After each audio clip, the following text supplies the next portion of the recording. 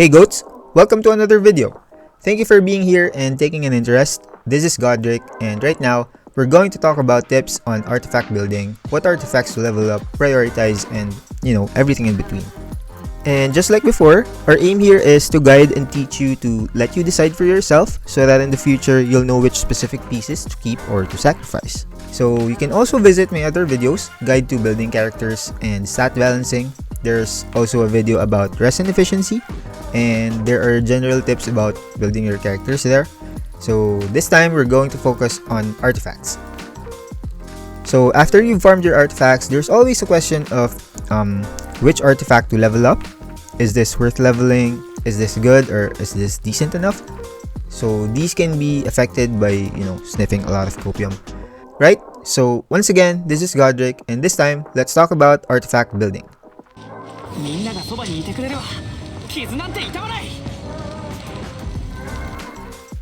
Now, I structured this myself, also based it on my personal experience, so you may choose to follow it or not. But either way, I hope that you get something out of these tips. Either you're a new player or an old player like me. So as it happens, I already wrote and recorded these things down long ago before Hoyoverse announced their update delays. It was right at the time when I had a little mental stress. Not to mention that during those times, the same topic was also discussed by this one streamer that I really look up to, and I felt that it won't be able to deliver the same quality. But I actually just watched it a few days before this upload. So I must say that I'm very relieved because we have different views and a different kind of approach. So yeah, the following tips are, I believe, simple in a lot of ways, and it's shy of diving into the very technical details. If you're like me, who only plays for fun and doesn't want to be stressed out too much, this is for you. And I'm assuming here that you already know the basic parts or components of artifact pieces, how to get them, which ones to get, the rarities, set bonuses. So yeah, if not, you can visit my other guides, like I said earlier, here on my channel. I'd advise you to check them out first. So let's start. I guess this one's obvious, but sometimes, some players become frustrated over having one out of set piece or off piece, that they don't stop farming a single domain to get that single artifact. But hey, if your OCD keeps knocking on your head, by all means. But in case you don't know, yeah, we only need 4 artifacts in total to make their 4-piece set effect to be active. Of course, it's 4-piece set effect. Our usual off-piece artifacts are the circlet, goblet, or sands, since their main stats vary and they can be very hard for us to get from specific artifact set pieces or domains. Yeah, so sometimes if we have all pieces from a single set but the substats aren't as appealing, especially at min-maxing, we choose a different piece that has better stats overall. This is the case for my Ayato since I use the Heart of Death set on him. I have decent pieces and I have all 5, but I find it a little underwhelming, so I tried looking for a piece that I can replace with better overall stats, so I come up with this. I guess this is like a follow-up to the first tip, that set bonuses are bonuses. And we've talked about this before. Unless they are for utility, support, and they're sort of life-changing sets, you can choose to ignore the 4-piece set effects. This of course varies depending on the character and their kit. So before the release of the Vermilion set, Zhao was one of the best examples as he didn't have a dedicated set yet. And now, the very same set is something that becomes useless as it's only useful on him. We used to, or it goes without saying that some players still do, equip Zhao with 2-piece Viridescent and 2-piece attack percent pieces, or 2-piece attack percent pieces, because we want to prioritize stats over the set bonus. So rest and efficiency also comes into play here. At the same time, some characters or their kits have the need to prioritize set bonuses over stats. For example, the Blizzard Strayer set has such an OP effect. It gives you a total of 55% crit rate given the certain conditions. The same goes with the Emblem set, the Noblesse, and most notably the Viridescent set. This next one is something that I've observed personally, but it's also something that could be brought to us by the RNG gods, but everything is in here in this game. It's when you get great fortune, you have more chances of getting upgrade multipliers. So since the game involves a lot of RNG, I haven't seen players talk about this as much, but it's definitely worth trying out. Okay, I don't have a record of the normal probability of, having artifact level multipliers, but when I got positive fortune, they actually popped out more often. Besides, we all know that the fortune slip thing is, just a gimmick, and yeah, there's no harm in trying. Now we go to crit value. This of course varies on whether the piece or pieces will be for a DPS or support, and that being said, it's not something that you look for in every piece, but you can consider an artifact to be good, great, when and if it has both crit rate and crit damage stats. And as you know, we ideally want a 1:2 crit ratio, and it's something that the game implies us to follow. You'll notice that if a piece has both crits, by default it has a 1:2 ratio. So looking at an individual piece, you ideally want that ratio for your rolls to go on both crits.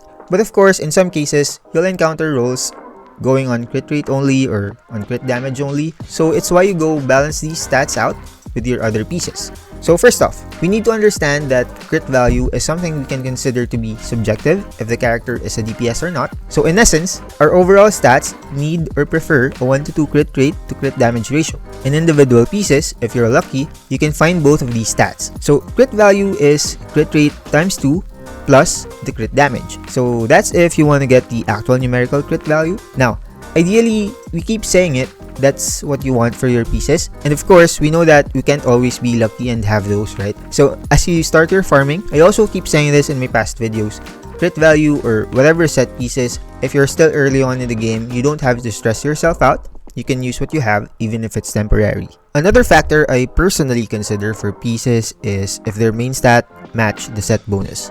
Although yes, we can equip an off piece, but say at first glance or when you're streamlining things, you need to prioritize one piece over the other.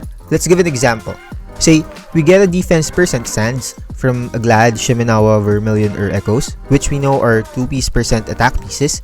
And if they have good substats, you of course won't use them on that set because it sort of contradicts the whole 2-piece or the whole 4-piece set effect. Yeah, I guess as I'm explaining this, I realize just how common of an issue this is, and maybe it's just something that needs to be highlighted. And of course, stat priority. So aside from the crit value that we discussed earlier, it's not always the go-to or all-encompassing required stats, right? We should also consider non-DPS characters and, okay fine, other stats that even DPS characters would need aside from the crits.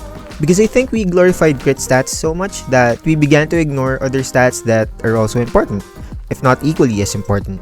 So these stats for me are what you need to look for on your substats, naturally next to your specific character stat priority. Energy recharge, especially for high cost burst characters, or more so by supports. Elemental mastery, especially for elemental reaction dependent characters, or your target reaction / damage. This is something that you look for especially in vaporize or melt comps. Of course, you also want percentage stats over the flat stats as we explained on our beginner guide. Next is fodders and artifact farming. Apart from the pain of farming artifact from domains, unused pieces are foddered or fed to the artifacts that we want to upgrade. So one thing you may already know is when you feed raw unleveled artifacts, they cost this much. And when you feed an already leveled artifact, the Mora cost would be a single artifact, which saves you significant Mora. And the drawback here is that it only considers about 80% of the XP. So this is also useful for one-time pouring of XP to an artifact, and it can be useful for newer players when you're transitioning from your 4-star artifacts to your 5 stars. Also, in this part of artifact leveling, you'll need to consider everything that we just discussed. So right now, we're going to do a speedrun of the newest domain and the chasm because I want to update my Zhao's build. We also talked about this in my resin efficiency guide. You can check that out. And this domain is okay for us to farm, or at least for me, it would still be efficient overall. If you haven't, you can also check that video out. But let's first look at my current Zhao. He has 2-piece Viridescent and 2-piece Shimenawas. This is modified from a 2-piece Gladiators before. I really can't find any decent pieces. Yeah, anyway. Okay, now let's look at the artifacts that we just farmed. There are others that I've farmed before that you'll see here. So we're gonna decide which one or ones, if there are, you can see the new ones here, which ones are worth keeping or leveling or not. Okay, this one's not. Because of course for Zhao, you want crit value to be high enough. This one's okay, as well as this one. This could have a chance, but at first glance, maybe a little copium. This one's not making the cut either. And yeah, we didn't really get anything else. Oh god. Or It's so bad. Anyway, maybe we can see how efficient the run was with the Echo set, and this one a little iffy, but since it has crit damage, we don't know. This one's pretty good because it has crit rate and ER, but we're not sure about the fourth line, if it's gonna be good enough. We could lock that in. And another one's here. Maybe for I can't tell, but maybe for a defense scaling if something goes to defense there. This one as well, although we're not sure if the fourth line is gonna be crit rate. Ideally that's what we want, and of course this one is not, throw that away. And here I don't have any attack percent main stat. Maybe for an ER needy character. Okay, we have one, but ER and no crits. This one's not. No. Neither is this. This is one other thing that I was talking about earlier, that the main stat and its substats, even the set bonus, is sort of countering each other, because you have defense here and then attack percent substats, and of course the 2-piece set effect is attack percent, so it's like counterproductive, right? So yeah, you can see that we don't have any good pieces. Oh my god. Alright, so yeah, that's it for this part. Hey, hello, Godric here from the future, and we just entered version 2.7, and obviously I recorded the last bit of this video, or the whole of it, from the final days of 2.6, and I'm just gonna add this here. As it happens, we have some quality of life changes. One of them is the attribute reference thing, which you're going to see later. So we're going to treat this as an additional or a bonus step. So this one is great, especially if you're unsure of what to equip your characters. And as you can see, if we go to the artifact section, click on an artifact, you're going to see the attribute reference on the top right, and it's going to pertain to the main stat of each of the pieces. So of course, naturally, Flower and Feather have HP and attack main stats respectively, and when you go to the Sands, Goblet, or Circlet, of course their main stats vary, so it's why you're going to see 3 stats on the recommendations. So it gives you the top 3 stats that players use, and like I said, this is an extremely helpful feature, one that wouldn't require you to search or open up your cheat sheets if you have one, of course when you're trying to build your character's artifacts. But of course, not everything you see here is what you follow, because of course, naturally your weapons, your other substats on your other pieces would also vary. We already talked about that in our stat balancing video, which you can see here on the screen. I'll put it there somewhere. And for example, for this one, the crit damage and crit rate are present, even attack percent. I guess some players don't have decent crit stats.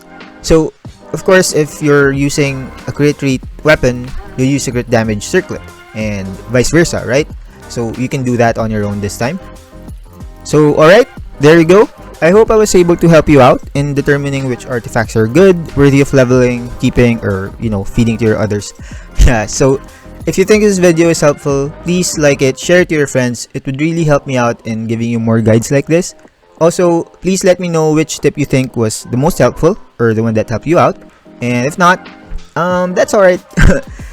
You could comment one that you think I haven't mentioned, so it could also help out other players who are, looking for more tips aside from what I gave here. By commenting, you might get a chance to be the winner of this week's Blessing of the Welkin Moon giveaway. And as always, prize will be given via Cody Shop. And once again, I hope this was helpful. Please like, comment, share, subscribe, all that good stuff. This is again Godric, and see you on the next one.